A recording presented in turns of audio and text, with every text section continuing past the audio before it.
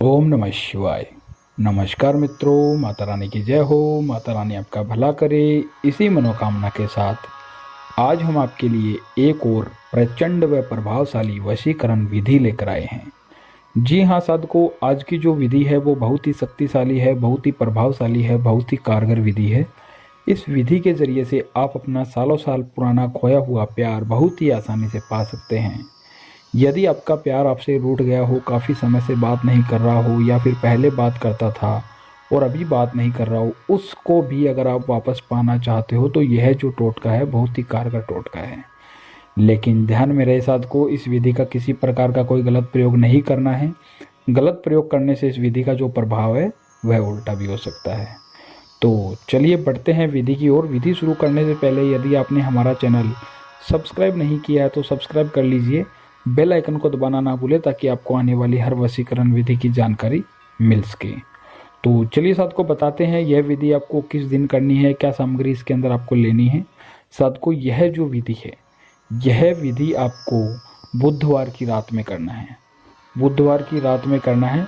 और इस विधि को करने के लिए आपको क्या सामान चाहिए मैं बता देता हूँ। इस विधि को करने के लिए आपको 2 पीपल के पत्ते लेने हैं। 2 पीपल के पत्ते लेने हैं और एक ब्लैक या रेड कलर का मार्कर लेना है और 4 लौंग लेनी है।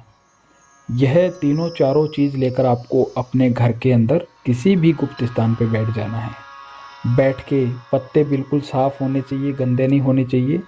पत्ते एकदम से धो निचोकर आपको रखना है और लौंग भी खंडित नहीं होनी चाहिए। 4 लौंग और 2 पीपल के पत्ते, एक मार्कर, यह तीनों चारों चीज़ लेकर आपको अपने घर के अंदर गुप्त स्थान पर बैठ जाना है। और बैठ के सबसे पहले मार्कर की सहायता से पीपल के पत्ते के ऊपर एक पत्ता लेना है। एक पत्ते के ऊपर उस इंसान का नाम लिखना है जिसे आप वश में करना चाहते हो, वशीभूत करना चाहते हो। उस इंसान का नाम लिखकर उसके नीचे प्लस का निशान बनाना है और प्लस का निशान बनाने के बाद में उसके नीचे आपको वश्यम लिखना है, वश्यम। फिर आपको दूसरा पत्ता लेना है। दूसरे पत्ते के ऊपर आपको अपना नाम लिखना है। अपना नाम लिखने के बाद में नीचे प्लस का निशान बनाना है और प्लस का निशान बनाने के बाद में उस प्लस के निशान के नीचे आपको कुरु स्वाहा लिखना है। कुरु स्वाहा। पहले पत्ते पे वश्यम, सामने वाले का नाम जहाँ लिखा है उस पे वश्यम होना चाहिए और अपना नाम लिख रहे हो वहाँ पे कुरु स्वाहा। यह मंत्र लिखना छोटा सा, दोनों पत्तों के ऊपर। और लिखने के बाद में दोनों पत्तों के अंदर 2-2 लौंग आपको डाल देनी है।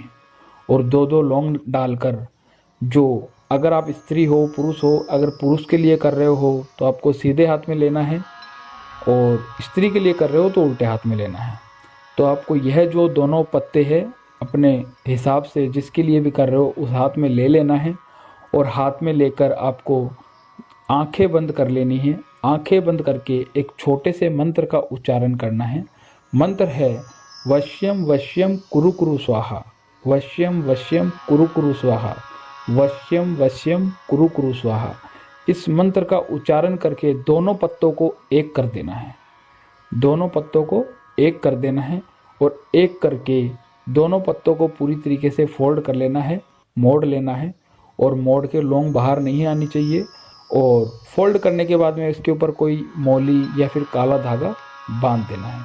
और बांध के यह टोटका करके साधु को आपको अपने घर में इसे कहीं भी किसी भी गुप्त स्थान पे रख देना है और रख कर आपको सो जाना है।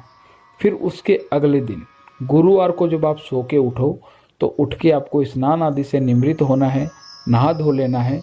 नहा धोने के बाद में शायद को आपको जहाँ भी आपने यह पीपल के पत्ते रखे हैं वहाँ से वापस निकालना है और निकाल के अपने घर से बाहर जाके किसी बहते हुए पानी के अंदर आपको इसे डाल के आना है।